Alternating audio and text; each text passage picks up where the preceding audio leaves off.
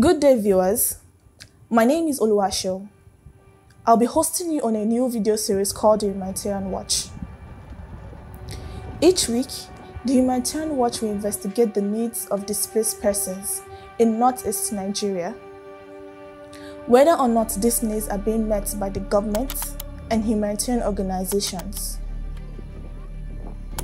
It will also track cases of sexual and gender-based violence, food distribution, and how decisions surrounding displaced persons are taken without due regards for them.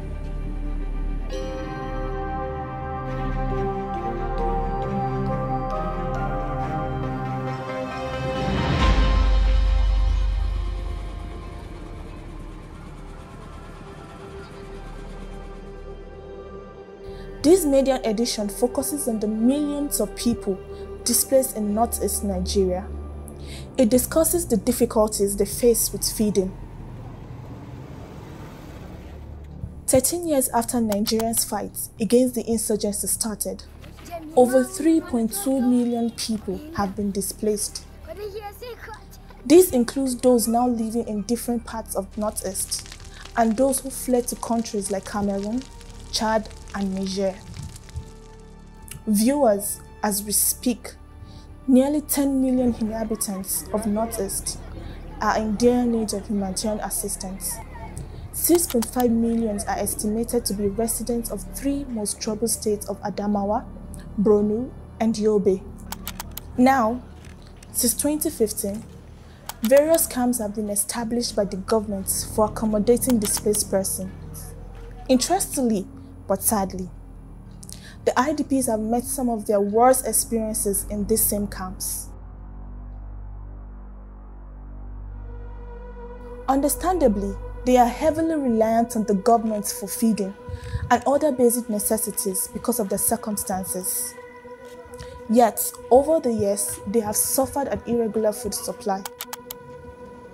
Even though the World Food Programme and the government used to assist some of the families with feeding allowance, it was not sustained.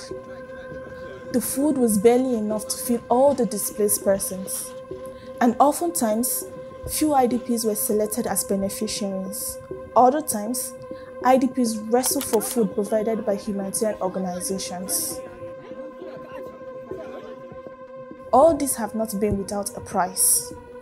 At some point in 2015, in the Bama Hospital camp in Borno State alone, 188 deaths were recorded in less than a month, mainly from diarrhea and malnutrition. In Gubbio camp, many displaced persons have died from severe hunger. Older grave sites are recycled to bury deceased persons due to the high rate of mortality being recorded. Can you imagine the number of fatalities when all the IDP camps in the Northeast are aggregated? To top the hardship of the IDPs, the Borno State government banned humanitarian organizations from distributing relief materials to IDPs. Shortly after that, they announced the closure of all camps and started resettling the occupants to places outside Maiduguri.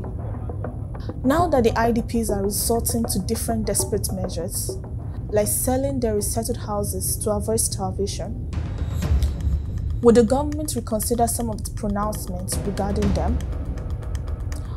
Or would they allow terrorists to continue winning the IDP sympathy by providing them with foodstuff as they have already begun to?